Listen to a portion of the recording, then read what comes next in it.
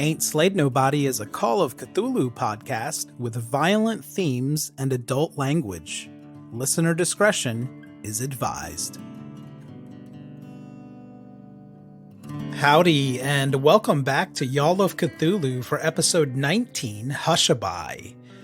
I'm going to continue our extra content warnings this month. As we are approaching the end of our season, we are going to encounter more body horror and gratuitous violence.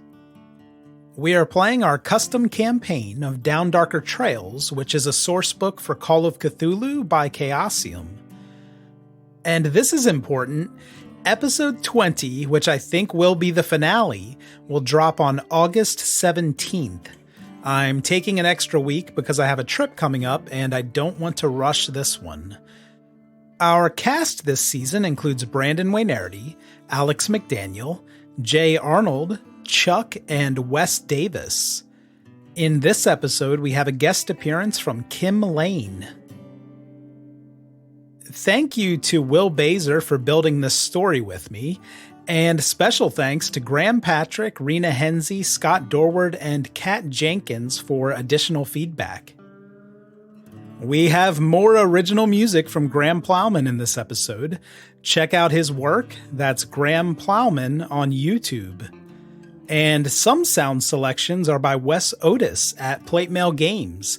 Find Plate Mail Games on drivethroughrpg.com. Of course, our theme song, Dead Man Walking, is by Cody Fry. Join us at patreon.com/ain'tslayed, where we have announced a new goal. If we get to the $2,000 level, we'll release bi-weekly episodes in Season 2. I think we're about 2/3 of the way there. If you'd like to look further down the road, we've set $3,500 as the level for bi-weekly Patreon episodes. We're continuing to run our World War Cthulhu London campaign, The Meat Trade with Scott Dorward, and also the final episode of The Medicine Show, the Jeremiah arc, that should be dropping later this month. That's patreon.com/ain'tslayed. I am Cuppy Cup, your keeper of arcane lore. Saddle up and enjoy the episode. Previously on Ain't Slayed Nobody.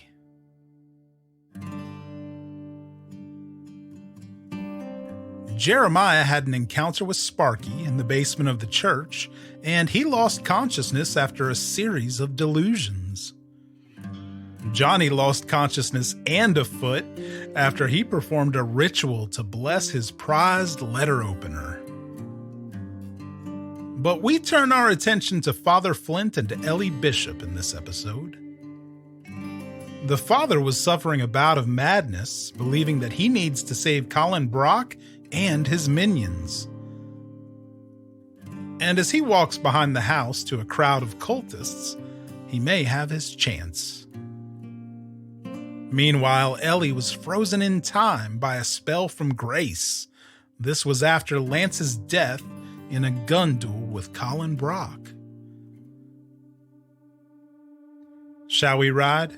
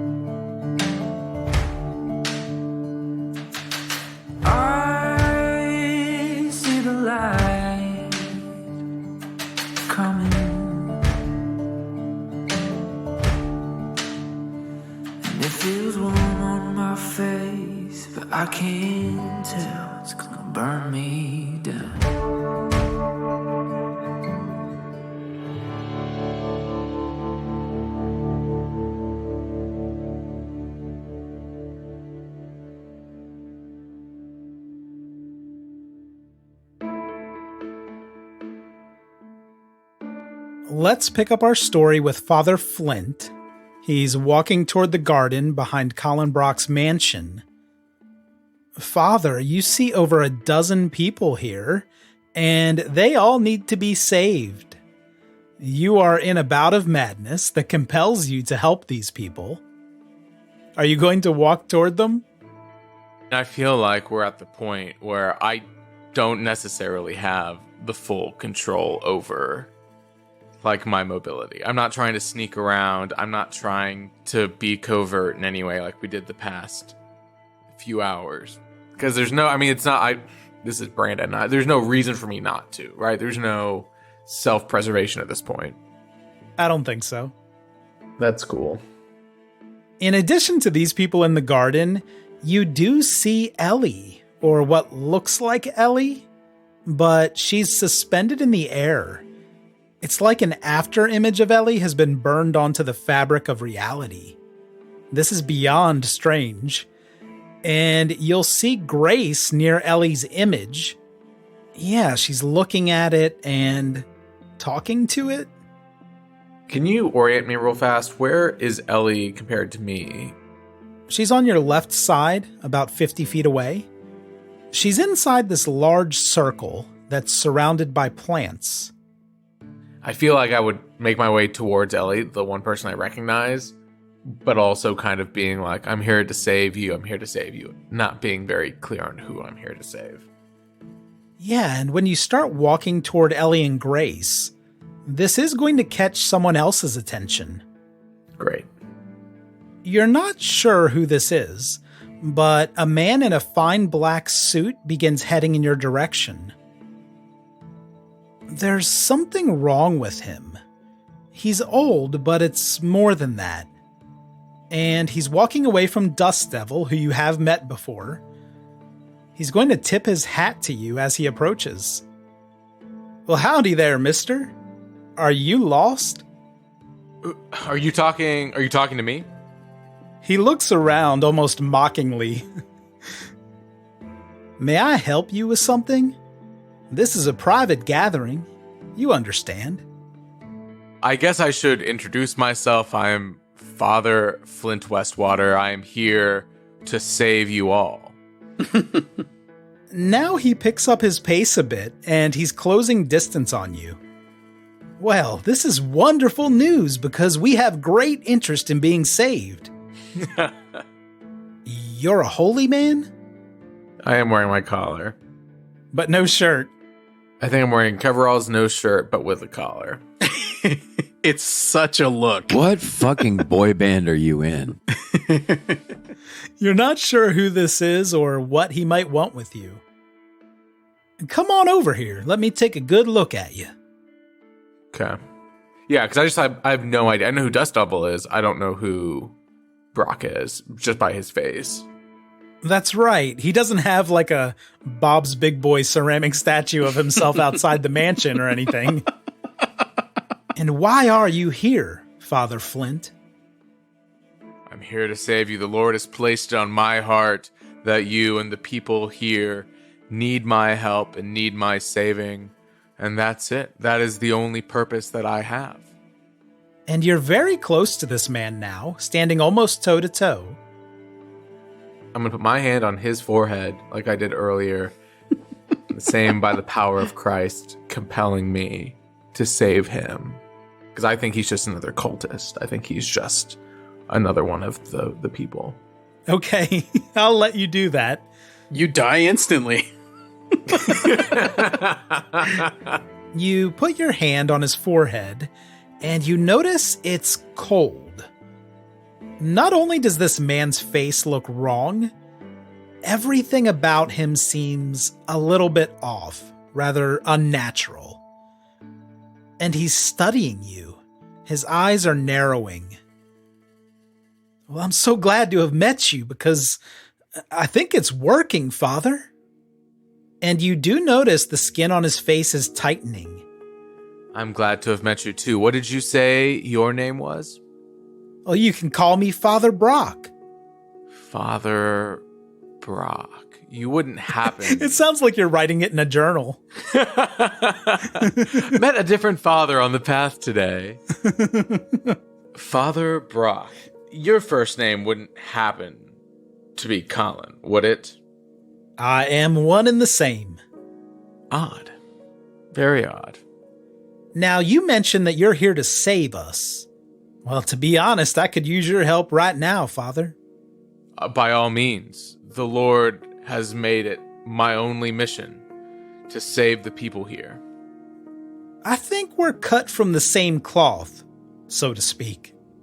So to speak, indeed. I have a similar charge, Father, but we have an outsider in our midst, and I have been unable to save him myself. Okay. He gestures to a man lying on the ground in a pool of blood.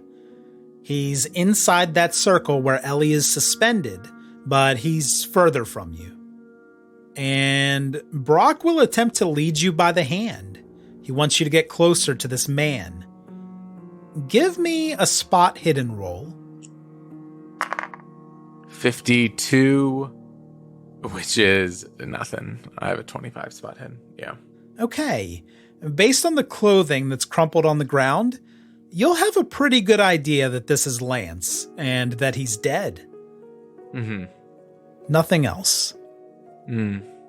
We've had the most interesting day, Father, and unfortunately it ended with tragedy. This man was hurt due to a misunderstanding. That seems good and normal.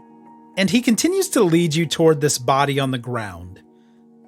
As you get closer and closer, you can see Lance's face and his cold eyes. There's this faint wisp of black mist coming off of his clothing. You got here just in time, Father. I think this man needs saving. He needs your help. Do you know him? I need to get a closer look, but I do believe I've encountered him on my travels. Well, that's good. Get right in there, Father. And you'll see that the pool of blood surrounding the body, it's begun to dry up and coagulate. You can see that Lance has been shot in the chest. I won't take any more sanity for Lance's death since you are in a bout of madness. I don't know this man as well as you do, I suspect. I don't have the words to help him. But maybe it's not too late for you to bless him, Father. Heal this man. I would normally say the last rites, but if you believe this man can be healed, I will instead say a prayer for the dying, and I would be honored to help save him in any way I can. Fantastic. Do you mind if I translate your blessing for some of our guests? By all means. I do appreciate you, Father. I know this is a great burden for me to ask this upon just meeting you. O God, great and omnipotent judge of the living and the dead, we are to appear before you after this short life to render an account of our works. Te dominare mala mortis. Give us the grace to prepare for our last hour by a devout and holy life, and protect us against a sudden and unprovided death. Let us remember our frailty and mortality, that we may always live in the ways of your commandments. In the name of the Father, and of the Son, and of the Holy Spirit. Amen. Mortas te subjugare. And Father Flint is going to experience something interesting. Great, yes. I can only imagine. Storm clouds begin to roll in from the mountains, and the fingers on Lance's body begin trembling. They're jittering, and you notice this as you're kneeling beside him. Mm-hmm. And the mist that was lightly floating around his body, it's thickening and animating. And Lance's eyes slowly roll forward in his head, Father. And he digs those jittering fingertips into the dirt and pushes himself upright. Sure. And once Lance is sitting up fully, he turns his head towards you and locks eyes, Father. And he opens his mouth to speak. Well, Father Flint, how nice of you to join us. I recoil, obviously. This seems like Lance to you, Father. It seems like Lance. And Brock is going to step forward, and he'll put a hand on your shoulder. By God, you did it. I can't believe it. You truly are here to save us, Father. Okay, give me a psychology roll for Flint on Brock's behavior. Psych roll. Okay. I rolled a 54. I only have a 20, so... Okay, yeah. Brock seems sincere. He believes that you've saved Lance, and Lance, I believe, just asked you what took you so long. Gotcha. You can play that audio clip again. Oh, that's not a clip. I asked Jay to be here in case you did this. He's talking to you. Oh, shit. Surprise, surprise. Holy shit. I didn't even realize. I just have it. What's up, man? Fuck. Sorry. I'm like, I was doing pretty good, and now I'm just completely caught off guard. But I guess with the psychology roll, I think I'm the hottest shit of all time, right? I think I actually did this. Yeah, I think so.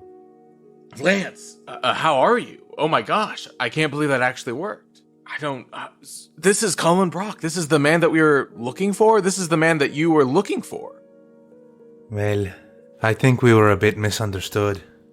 I think you'll find out that Colin Brock is quite a special man, and seems you're special as well. In what way? What did he do to you? Why were you lying like this? We had a bit of a disagreement, but we sorted it out now. Jesus. Loves you. I would never expect you to say that. Now I turn to Brock. Now what would you want me to do? What must I do now? Well, there's so much opportunity for you here, Father Flint. Once Grace is finished here, and he gestures to her, she's still interacting with that image of Ellie. We'll send you through our basic cleansing ritual. It's nothing you can't handle. We're about to change the world, Father. We have something special here. There's 100% something here. I can't believe it myself. I really don't know what to think. What is this next step? What must I do? You have the gift. You have power. But first, we need to cleanse you of your sins. I have many. He's looking you up and down. You've deviated from your path, haven't you, Father? I can't deny that. I can't deny that. Walk with me inside the house, and we'll begin. If you're willing, Brock is going to walk you into the house, and Lance will walk alongside you. All right. Okay, he walks you through the back doors of the house, pushing through this group of onlookers. And once you're inside, he'll guide you to a room that's just 2 doors down on the right. It's like a bathroom, but much bigger, and the layout is a bit odd. The floor is stone and tile, and there's a circular pattern surrounding a large tub, and that basin looks to be in the exact center of the room. Am I able to kind of survey the room a little bit further? You do smell incense burning here. It's giving off a particularly pleasing scent. There is bench seating alongside the tub on the left, and all along the walls you see benches. There's this long shelf running along the back wall, and it holds bottles and beakers that are filled with ointments and various colors of liquid. None of it seems to be labeled. There are some canisters that look like they have powder. It's more like a chemistry lab than a bathroom, but there is that big tub, which seems to be waiting for you, Father. But at the moment, it's not full. Brock gestures for you to take a seat on the bench near the tub.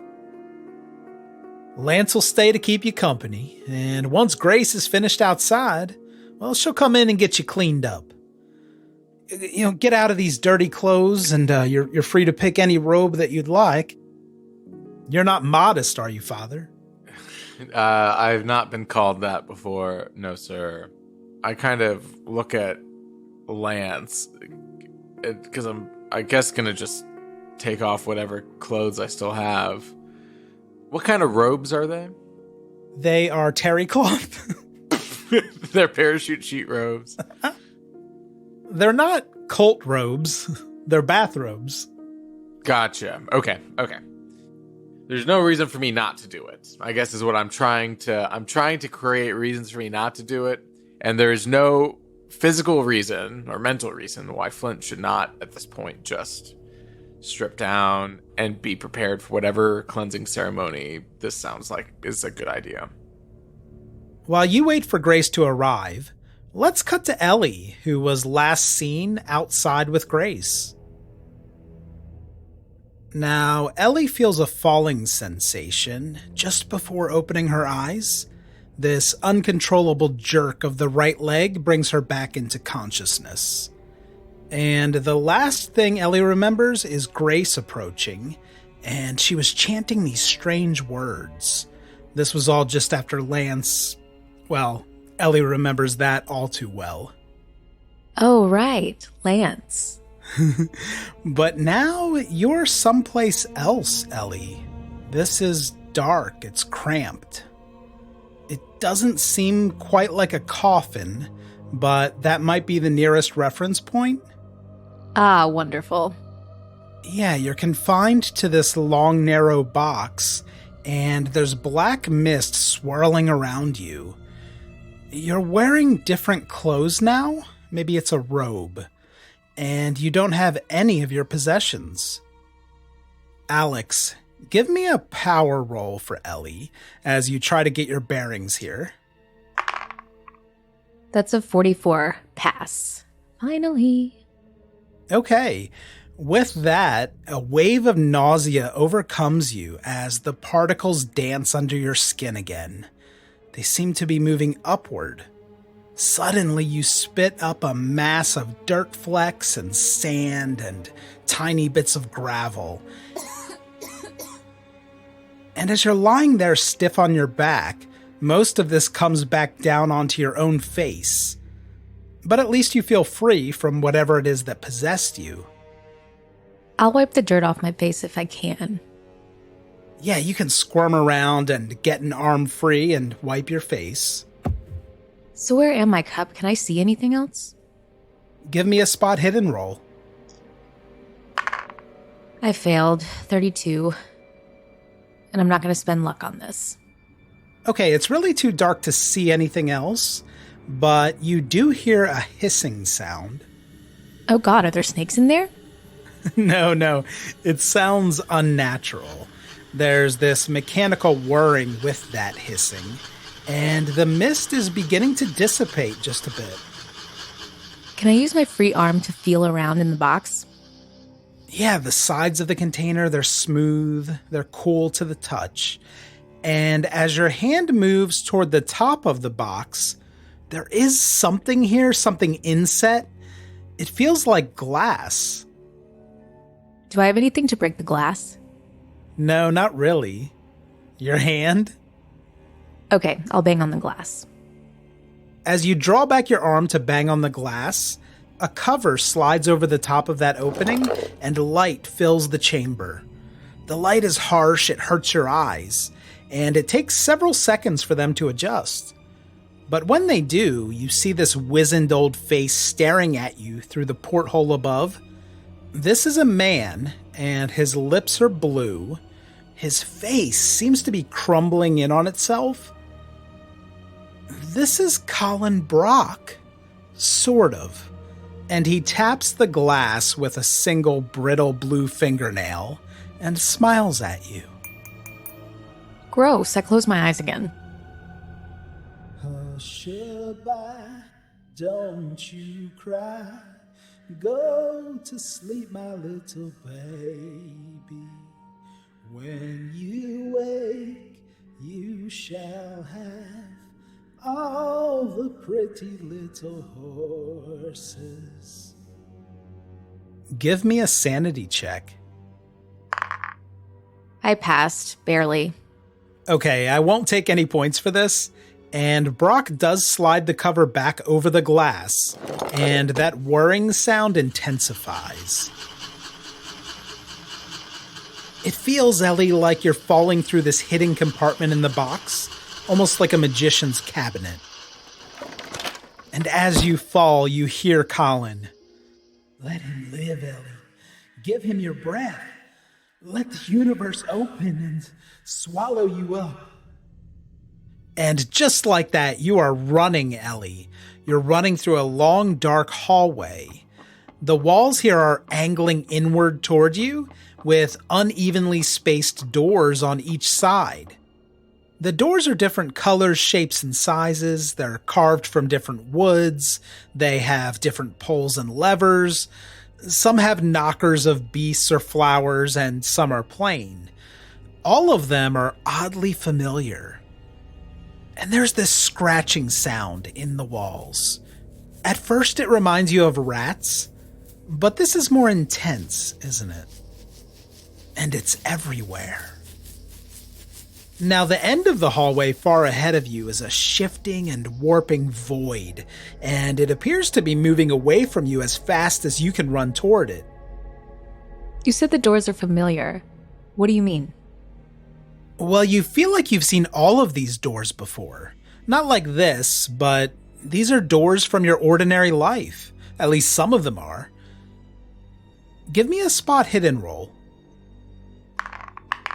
9. That's a hard success. Very nice. As you're running through this hallway, you do recognize a door to your bedroom, the bedroom from your old house when you were a kid. Okay, I guess I'll open that one. You creak open the door, and then it's very strange. You're now deep inside the room, and you seem to be inside some kind of wooden cage, and there are bars running up and down in front of you. This is hauntingly familiar, but it feels odd. Give me an intelligence check. 63. Success. You realize, Ellie, that you're inside a crib. It's your crib, and you're very small. You can't be more than a toddler's size. And you hear your father. He's having a conversation with another man. They're distant. They're in another room right now. It's barely detectable. I want to climb out of the crib. Okay, I love that. Give me a climb roll, and I will give you a bonus die since you recognize this is a crib, and it's familiar, and I like what you're doing. Okay, I passed with one of them on a 19. Okay, you are able to hoist yourself up and over the crib railing, and you can drop down onto the floor. Where would you like to go? It sounds like your dad and the other man are approaching now from the other room. Is there a closet or somewhere I could hide? Yeah, there is a small closet. The door is barely open, and you'll know, Ellie, that's filled with clothing and some toys. All right, I'll go in there and try to hide. Try to blend in like E.T. Okay, give me disguise or stealth, whichever's higher. Probably stealth. Yeah, I'm the base in both. And I failed that. Okay, you crawl into this closet, and you feel pretty well hidden among these toys, and there are several toys here. Some of them are less familiar to you, Ellie. In fact, you'll notice that the faces on some of the dolls, they look like your friends. Yeah, you see Lance's face, but most of it's been scratched away. And Jeremiah, it looks almost like a clown. It has bulging eyes and a menacing red mouth. It's filled with real teeth, but they don't look like Jeremiah's teeth, not the way you remember them. And the Father Flint doll, it's missing all of its clothing, and its eyes are completely white. There are no pupils. And the Johnny doll, it has these oversized ears, and it's kind of funny looking, but it's also missing a foot, you notice.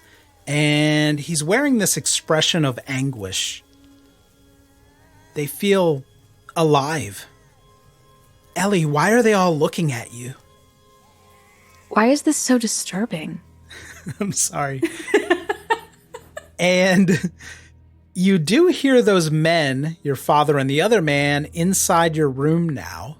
And your dad calls out. Ellie, where is she? And there is one more thing in the clutter here, as you're poorly hiding in the closet. It's this ornate box covered with paintings of horse skeletons. And there's a key sticking out of that box. I'll pick that up slowly. Give me a luck roll. Seriously? Sorry. Okay, I failed. Okay, you're cupping the box gently in your hands when the top springs open, Ellie, and a ballerina slowly rotates at the center of the box. It's not just rotating, though. The dancer's arms are moving freely, they're flowing. And the ballerina smiles at you, Ellie, as the music plays.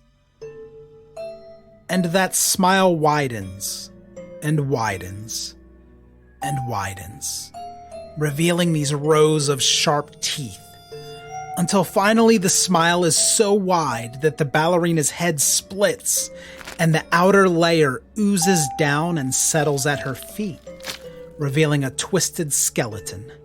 Oh, God. And the rotating mechanism that spun the ballerina, it's now catching on her flesh. What the hell, Cup? I know. All right. I know.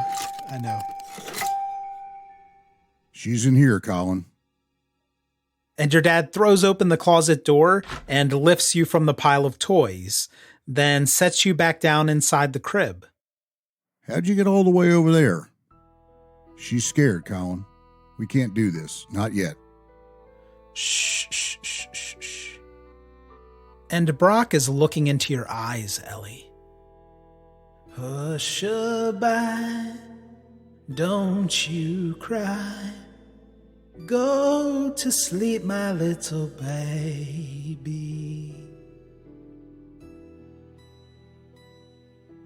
And then you notice a shadow. It grows like creeping vines behind the two men. And it's covered in 1,000 glowing yellow eyes. Oh, God.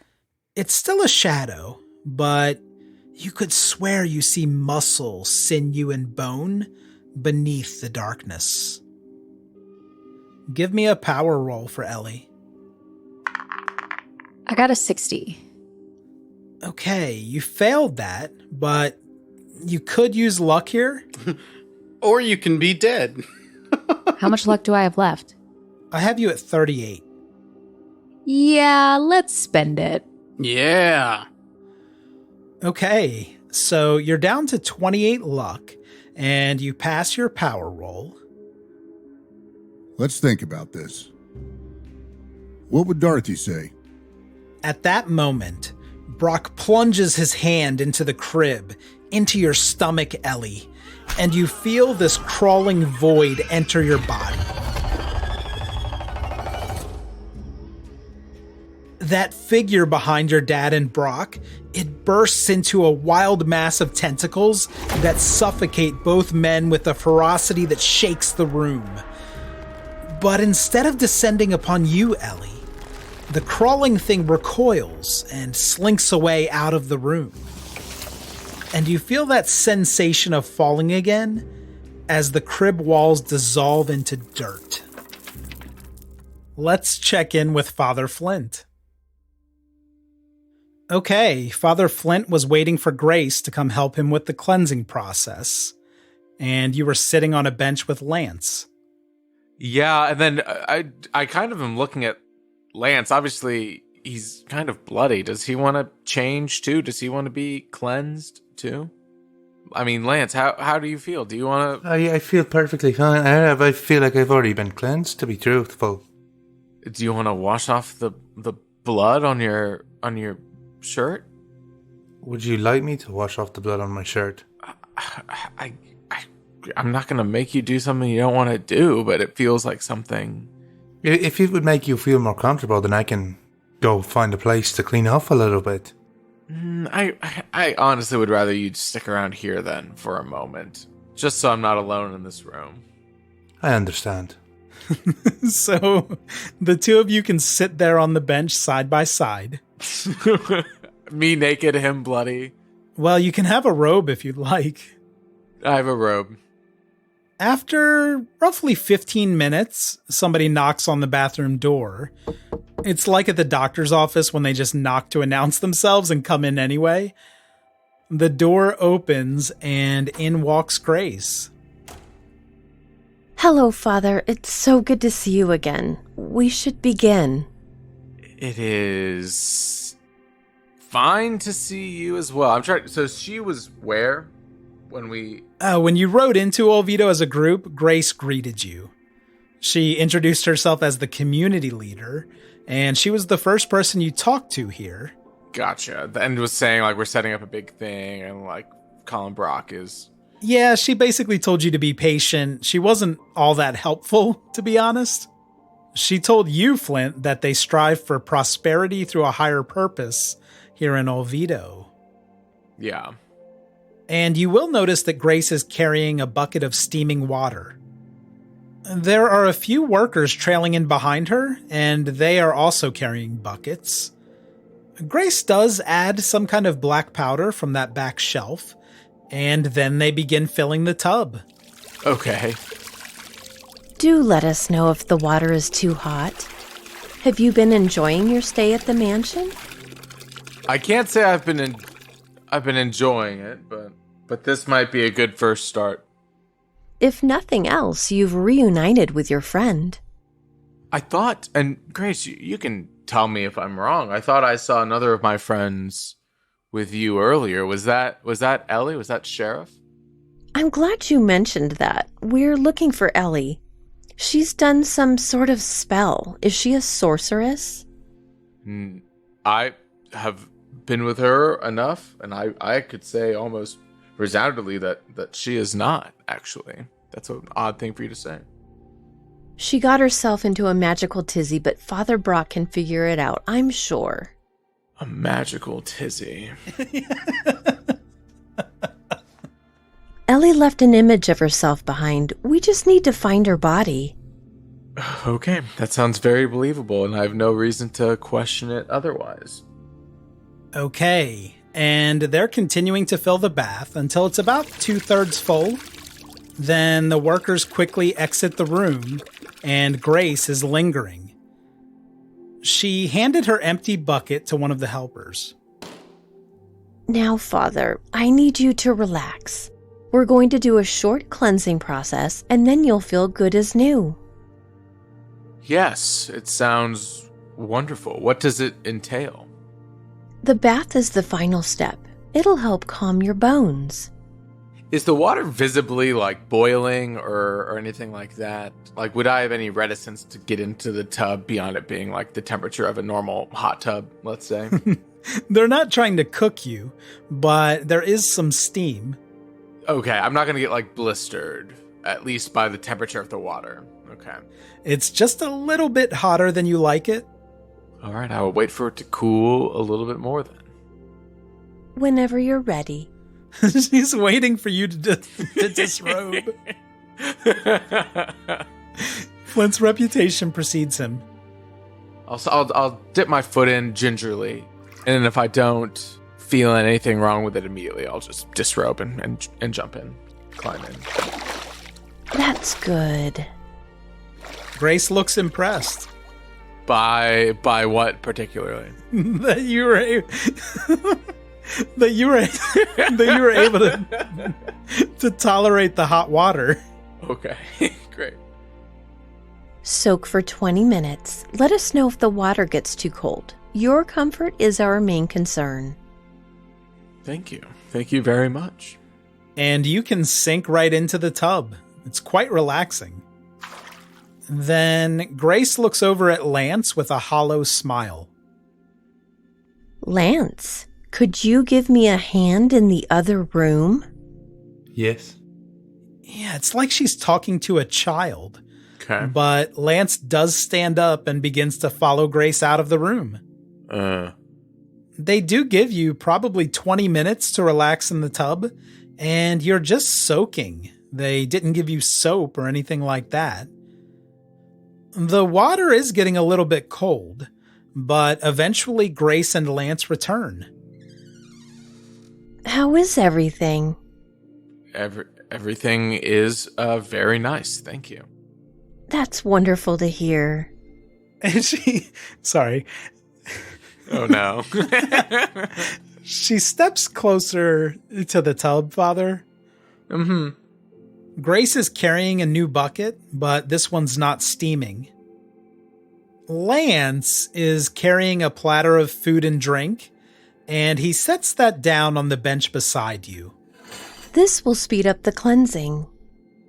Then Grace pours out the contents of that bucket into the water. And it looks like large black flower petals. Some of them are sinking, others are floating. Maybe these are from that beautiful garden, but you don't remember seeing any flowers like this. And that tray Lance brought back, it has an assortment of hors d'oeuvres. Grace gestures for Lance to present that to you. All right, so I'm going to present those to Father Flint. There are what look like little summer sausages wrapped in something leafy. They smell delicious, and they remind you of the food from the Angry Bird Saloon and the Fulton Place Hotel. And there's a small glass. It's filled with something like tea, but it's a little bit thicker than tea. We've prepared a light snack for you. Help yourself. The things we've prepared will make you strong. I'm starving. I feel like I haven't eaten in days. When was the last time I ate? We always forget to eat, so I think you're right. No, we had breakfast. Didn't we have breakfast at the hotel? Oh my God, was that the same day? It's like 5 episodes. The continental breakfast at the hotel. You did have breakfast, but that was about 8 hours ago. So I'm hungry. Yeah, no, I'll definitely. If my buddy Lance is bringing me food, I know he had a good sense of taste. So whatever he's offering, I'm sure I'll be ravenous enough to take a couple. Okay, sure. You can take a couple of those wrapped sausages and eat those. Yeah. They're really difficult to chew, but they taste phenomenal. The texture is interesting. They're crunchier than you expected. You almost have to swallow them whole. Oh, that's weird. But that drink might help wash them down. Yeah, I mean, does the beverage have like a certain viscosity, or is it just like a normal? Is it a beer or water? Well, I described it as tea, but it's quite viscous. Hmm. Yeah, it's a little sludgy, but it does help the sausages go down. Mm-hmm. It's like the bottom of a kombucha. Yeah, you can shake it up. You're not supposed to shake your kombucha. Oh, really? Yeah, that's the rule. I looked that up. You can Google that later. You ruin it. You ruin your kombucha. Which, that's a big character piece for Father Flint that I had in my notes very early on, which is like he loves brewing his own kombucha. And y'all just skipped it over. Yeah, sorry about that. I'll have to go back and read those. Right?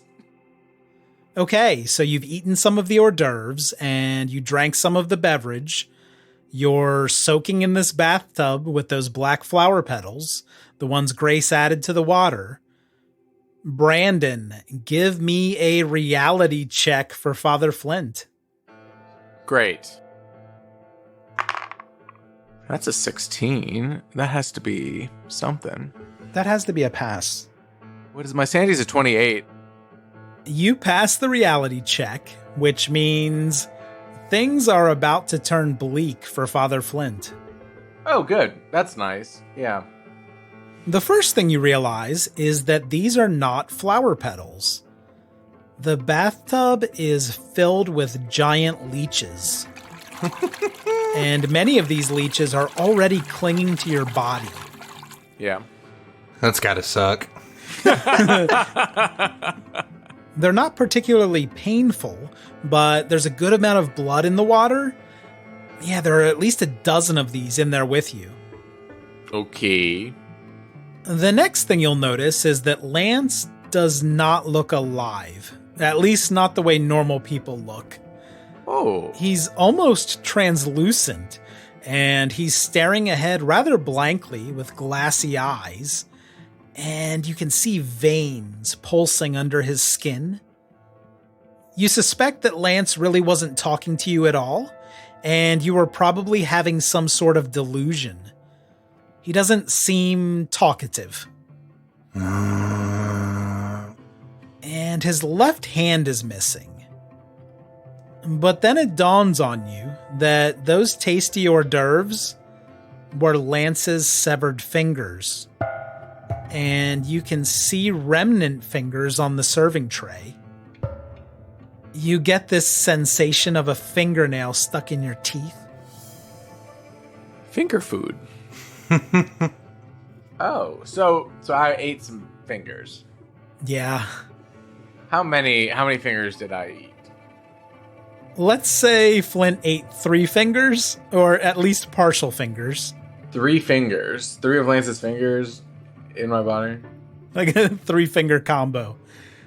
Now the little glass, it looks like that contains coagulated blood, but it's a little darker than that.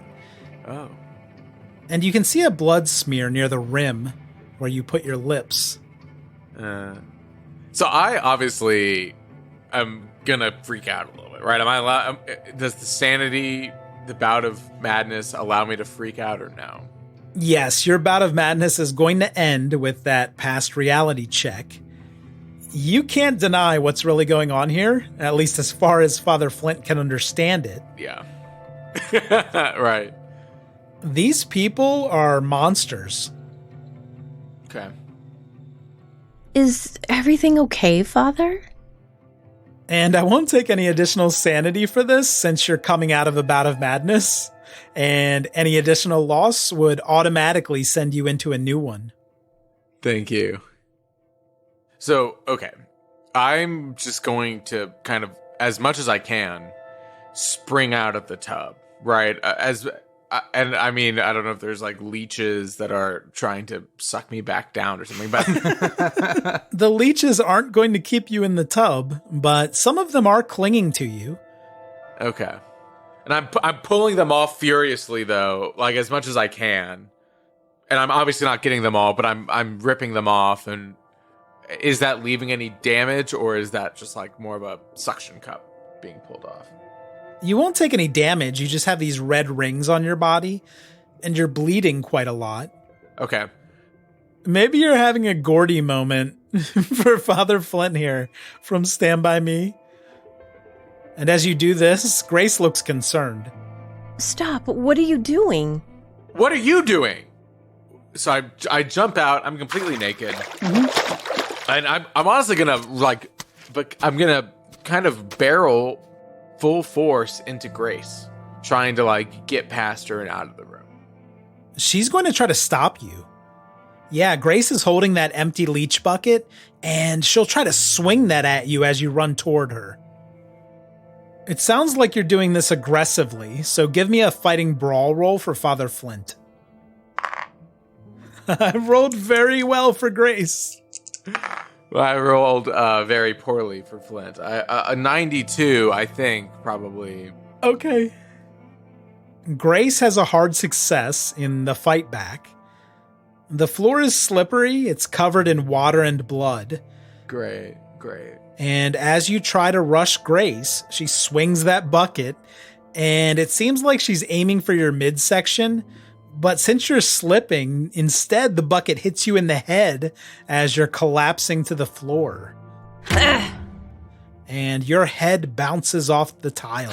Is this how I die? Before we continue, let's cut over to see how Ellie's holding up. She's having these visions. Okay, where am I now? This looks like some kind of earthen pit, possibly an open grave. And above, there's a thick canopy of leaves and tree branches reaching into the sky. Well, it's almost like the branches are being pulled into the sky by invisible tethers connecting them to a mass of stars. Oh, perfect. Can I get out of here?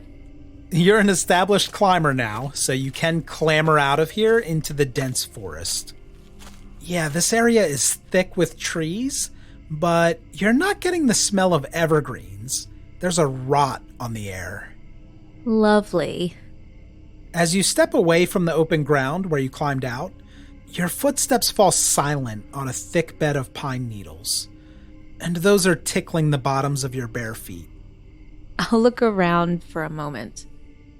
The trees here are large, and they all seem to lean in toward you from every direction. Give me a spot hidden roll. Ooh, 16. Very nice. And with that, you'll notice that the trees are weeping sap. But this isn't thick like sap. Well, it's not sap at all, really, is it? This looks like milk running down the tree bark. Yeah. And the knot holes on the trees, they open up to reveal eyes. But they aren't human eyes. They're blue with these slit-shaped black pupils. Maybe goats. And your name is being carried on the wind.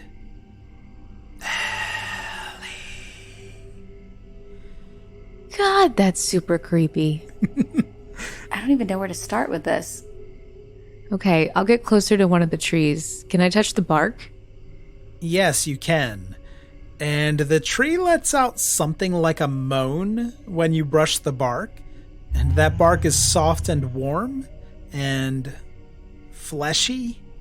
Gross. Jesus Christ. Ew, I'm gonna stop doing that immediately. Fleshy. God, Cup, come on. When you stop, you'll notice that Lance's name is carved into the tree. Okay, I'll call out for him. Lance? Is there a way out of this forest? The wind answers.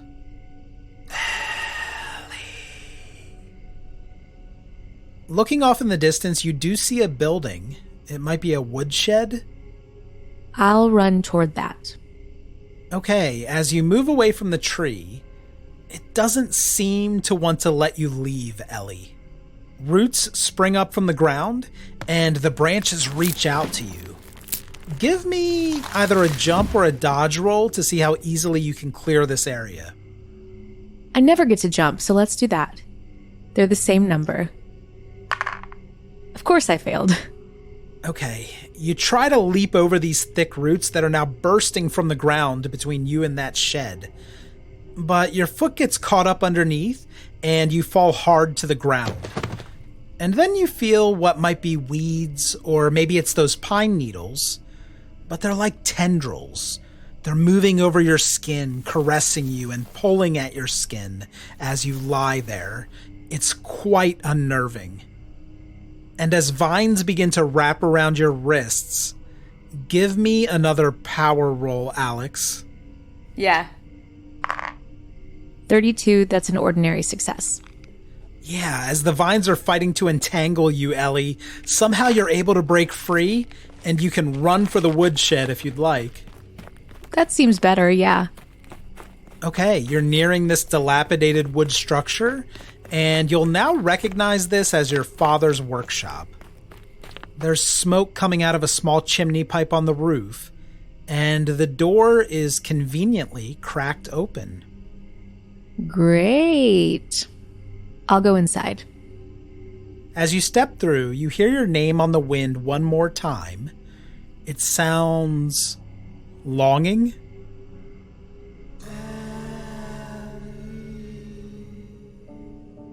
I'll close the door. Okay. Inside the workshop, you'll see your father working at his bench. He's sitting on a stool, and he's wearing coveralls. It sounds like he's chiseling stone. Now, your father was a hobbyist and a craftsman, so it wasn't uncommon to find him working on projects like this. And he's singing to himself. Hushabye, don't you cry. Go to sleep, my little baby. I want to walk up to him. Dad? When you wake, you shall have all the pretty little horses. I'll walk up to see what he's doing and put my hand on his shoulder.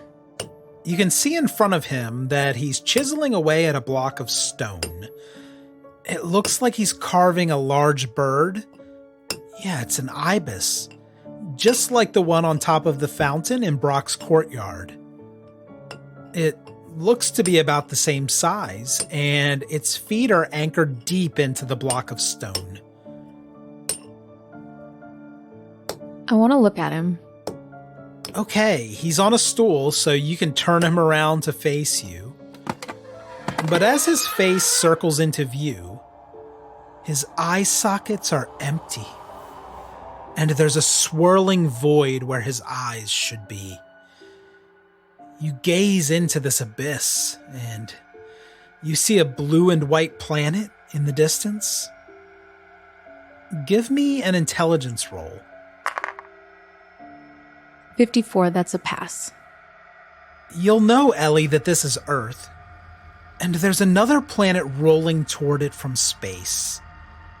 This is a black planet, and you might not have even noticed it in the void, if not for blood-red hairline fractures across the surface. And you're looking into this deeply, Ellie. You aren't even in the workshop now, you're floating in space. And as that black planet rotates toward Earth, the fissures begin to pull apart and rip like flesh. And the surface is this beautiful array of fractals now. And those are emanating light. And the light, you don't even recognize the color. It's beyond description, but it's beautiful. Give me one more power roll. 73. Not even close. Okay. You could spend 23 points of luck to turn that into a success. Which leaves me with what? You'd have 5 left. Yeah, let's spend it. I mean, this seems like an appropriate time. Yeah, we've gotten to the point where it makes sense. So you spend the luck and pass another power roll. And the layers of twisted black rocks and spires and oily gray lakes just fall off this planet, and it's dissolving to dust before your eyes. Inside, you see a cloaked child figure, and he's reaching out to you. The child is tethered to you by a chain, Ellie. Follow me, Ellie. And the chain snaps as the child is pulled backward into darkness. Cool. Can I have a minute to process all of this? Yeah, take your time. And then we have a few more rolls to make. Okay, where are we now? You're back inside that cramped enclosure. The porthole is covered, and you're lying here processing those visions you just experienced. Let's begin with a sanity check. 43. Oh, that's close, but it is a failure. And I'm going to ask you for a big sanity loss, potentially. 3d20. That's going to be 1 for each of your visions. And Ellie, you'll believe that you've just gone through some kind of process in Colin Brock's mansion, some kind of awakening. And these rolls are going to determine how this process affected you. Now, you've seen some people in this town who appear to be broken, and possibly by the process you just went through, while others have become enlightened, so to speak. So let's see where things fall for Ellie. That seems bad either way, so just roll it 3 times? Yeah, you can give me each one or just the total. Altogether, it's 27. Holy shit. Okay, that could have been worse, but you will lose 27 sanity points, which brings you all the way down to 6. Wow. Welcome. You're worse off than me. Congratulations. We didn't think it could be done. Do you want to give a speech? I have nothing to say. It will be incoherent. I'm going to ask you to add an equal amount to your Cthulhu mythos since you've gone through this process. So 27 points there. Holy shit. Oh, damn. And you've lost more than 1/5 of your sanity today.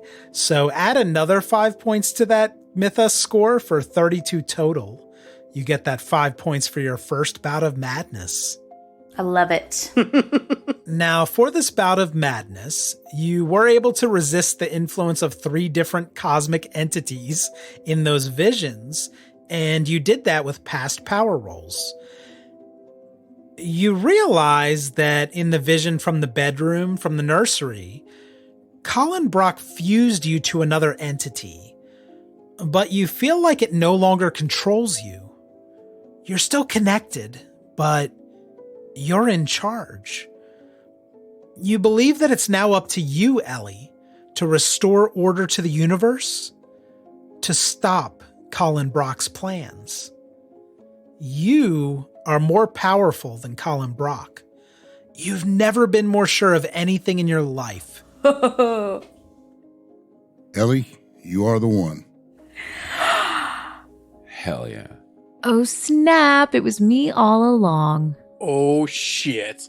It's over for all you hoes. I don't... Sounds to me like he fucked around and it's time to find out. Yeah, she's about to catch these hands. Tentacles. God, it's the best day of my life. The rest of us are dying and falling apart, and she's like growing into a super being. This podcast is a feminist triumph. It's pretty dope, I'm not gonna lie. It just took all of her luck. Yeah, and let's cut back to Father Flint, who's going to need some luck in this cleansing ritual. You are out of your bout of madness, but Grace just struck you in the head with a bucket as you were trying to escape the room. Love it. You're lying naked on the floor. Mm-hmm. It's not too late for you, Father. Stop this. As Grace says this, she's towering over you. It looks like her bucket's fallen to the ground. And I'm going to roll for your damage. Yeah. Oh, shit. That's 5 damage, and you have 3 hit points remaining. And you are reeling from this shot to the head. That was a large bucket. So, your first attempt to rush Grace, that failed. And unfortunately, you have created a combat situation, and you have the lowest dexterity of anyone in the room. Even of Lance being a zombie? Yeah, he has a 15 dex penalty for the hand and for being dead, but he's still ahead of you. Dang. You are slower than a zombie. Great. He's a pretty fresh zombie, though. Sure. And Lance actually has the same dex as Grace now. Since she just hit you with the bucket, I'm going to let Lance act first. Okay. How is Flint doing after falling to the ground like that? I think I'm getting my senses together, but I am kind of maybe hands and knees on the ground. On all fours, yeah. Okay, so you could spring up at any moment, but you are collecting yourself after a brutal hit. And you'll see Lance lunging at you as you're down on all fours. His teeth are bared and he's slobbering. He's very clearly not himself. And he's going to attempt to bite your right arm. Okay. Would you like to dodge or would you like to fight back? No, I would like to dodge. With half my dex, yeah. All right, let's roll against each other then. All right, I rolled a 6, so... A 6? Damn! And I failed with a 66. What does this look like? By me springing out of the tub, I feel like the water has probably really made that floor slick. So I'm springing back up from all fours. Lance is lunging towards me, but I'm able to kind of move away from him, and he's able to slip because he's a zombie, as we remember. He has some dex, but he is a zombie, so he actually falls, I hope, trying to bite me. That was great. Father Flint dodged out of the way, and Lance kind of slides across the floor and into a wall. Grace is going to get the next turn. Remember that her bucket swing, that was a fight back on your attack. Good. She's going to come at you this time with a dagger. It's something she's unsheathed from her belt. Yeah. All right, let's do it. Let's just fight. I'm going to fight. All right, I got a 009, so... Okay, I have a regular success, but you have a hard success. So you are going to be able to do some damage here.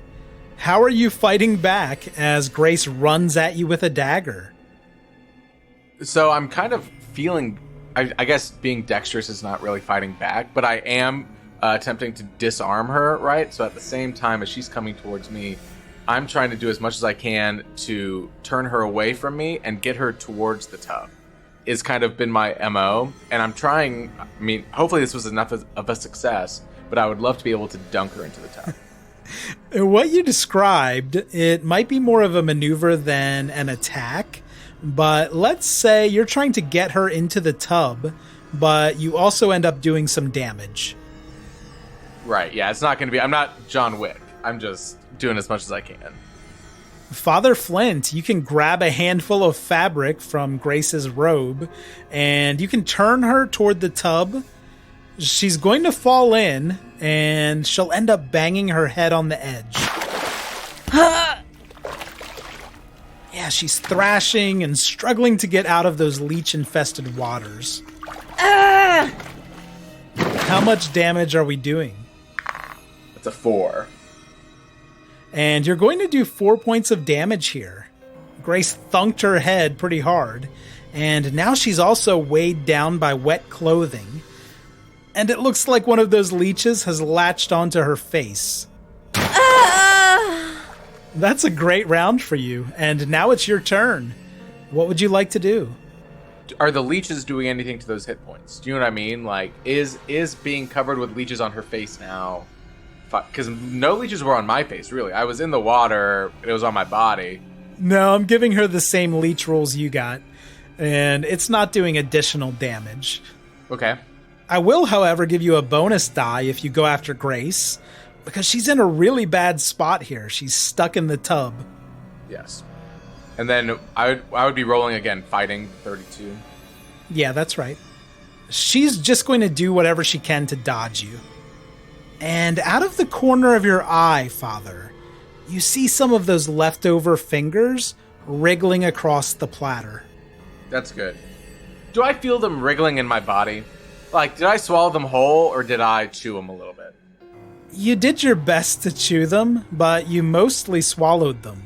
After seeing this, you might think you feel them slithering around in your stomach. You know, maybe it's worth it. They looked and smelled great. You're a pretty slow guy, so I'm going to say Grace has time to clamber out of the tub, and she's now on her feet, peeling a leech away from her cheek. Yeah, I'm slow. I feel like there's not any better scenario. I'd rather, like, get a couple... You know, like, here, the best case scenario is that I'm able to somehow incapacitate both of them. And then I'm able to get my bearings, put on some clothes, and sneak out stealthily as opposed to having people alerted. That is the ultimate best case scenario, which is not going to happen, so I might as well... Because I'm going to run around naked. Yeah. The door is closed, so there's a pretty good chance nobody in this house knows what's going on. Where did that bucket go? Good question. You know, the leech bucket is on the ground. And I'll say you can reach that in time for this attack. Great, let's do it. Let's get the bucket. I'm Bucket Man. I gave Grace D6 with the heavy-duty bucket, so I'll give you the same. Okay, give me that fighting brawl, and give me that with a bonus die. She's going to try to dodge. All right, that was a 76, so I'm going to roll and that was a 16. I'm just doing great. This is the only time I've ever rolled well. Where are you aiming? I'm going to hit her on the head. Everything has been going to the head so far. I'm going to do as much as possible damage to the head. Okay. Give me a D6. That's a 3. She got 3 off. With 3 points of damage, the bucket's going to connect with the side of her head. And she staggers backward into the wall. She peels another leech off of her face, and she looks furious. You can't win, Father. Even if you kill me, there are dozens of people in this house. Lance is going to act next, and he's seen what you've done to Grace here. He's going to instinctively run at you as you're following through with that bucket, and he'll try to bite your neck. Okay. Here's a question, which is I'm going to roll, but if he bites me, do I become a zombie? Not that you know of. That's not how he turned. Well, you raised him up, remember? Oh, that's right. That's right. Okay. Well, I rolled a 61, so... You're gonna be in a little bit of trouble here, or you might be. He's getting D4 damage, and you have 3 hit points left. This could be it. Oh, I rolled a 1. I'm alive, baby. Yeah. Father Flint is hanging in there with 2 hit points. Now, I mentioned that Grace is very angry after the bucket, and she's standing near the wall. She's going to run at you with the dagger, and she'll attempt to stab you in the chest. Would you like to fight back, or are you dodging? Yeah, let's dodge it this time. I'm going to dodge. Ooh, she failed. It doesn't matter. I think Grace is disoriented from everything that's happened in a very short amount of time in here. And she whiffs with the dagger. She brings it down about 3 inches in front of you, Father. Yeah, the bucket to the head must have thrown her depth perception, but it's your turn to act. You've just taken a nibble on the neck from Lance. Yeah, I love nibble. Yeah, that's great. Grace is standing in front of you, seething mad, and it is your turn. And I still have the bucket in my hand? Yeah, you do. So, I'm going after Grace. Okay, she's the more dangerous of the two, and she's reeling. She'll try to duck under the bucket this time, because you've become predictable. Great, yeah, I am very predictable. Okay, I got a 31, which is a regular success.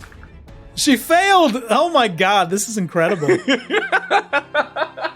You're going to hit her with the bucket again, obviously. Great. This time you'll catch her under the chin on the upswing. Oh! And I need that damage roll. I rolled a 6. Wow, so, okay, with that attack, Grace's head, it snaps backward, and you can see, Father, that her body goes limp. Yeah. She falls to the floor, and a tile cracks under her ear. Love it. Lance saw what you did to Grace, and he's not too far away. Great. I think he's on automatic pilot to attack you. I'm gonna fight. Try to get some hit points down, and then that's probably better for my luck as well. But yeah, that's not happening. That's an 88. So Yeah, Lance runs up and bites your face around the nose. And he's pulling side to side, tearing your beautiful face. Right. When he releases you, he spits your nose out onto the floor and slowly returns to sit on that bench as the room spins. Okay, let me roll damage first. Oh no. Father, you're lying on the floor next to your nose. Is it it? Is that it? Okay, if you'd like, I will give you one last opportunity to crawl to the door, open it, and to make a final sprint down the hallway. Yeah. Yeah. No, I'm doing it. What does that entail? What does that take for me to do that? Nothing. This is cinematic. Blood is gushing from your face. You're naked. You're afraid. There's no time to get dressed. You could pass out at any moment. And you make a dash through the tacky decor of the Great Hall, moving toward the front door. And when you get there and open the door, Colin Brock is standing there, nose toe to toe. And you can hear Lance's footsteps behind you.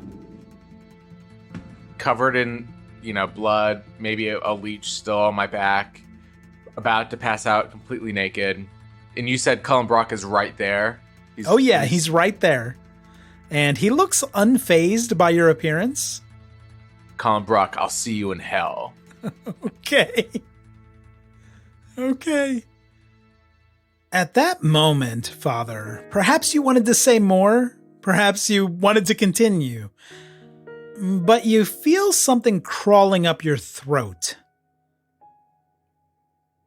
And you get this terrible sensation, like things are beginning to burrow behind your face, digging through your sinuses, even into your brain.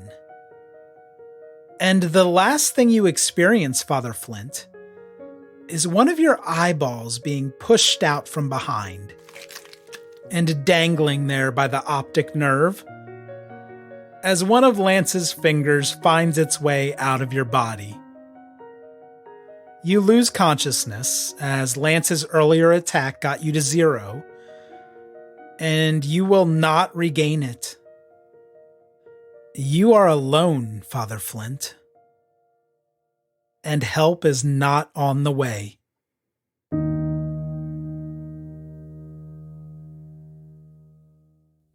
Thank you for listening, and thank you to Brandon Waynerty for an excellent season of playing Father Flint. I really enjoyed his antics, and especially some of the things he brought to the game late in the season. He's our second casualty here, and I believe we have just one episode remaining. I am announcing now that episode 20 will be 1 week later than usual. I have a little trip, and I don't want to rush this one. The finale will drop on Tuesday, August 17th, the third Tuesday in August.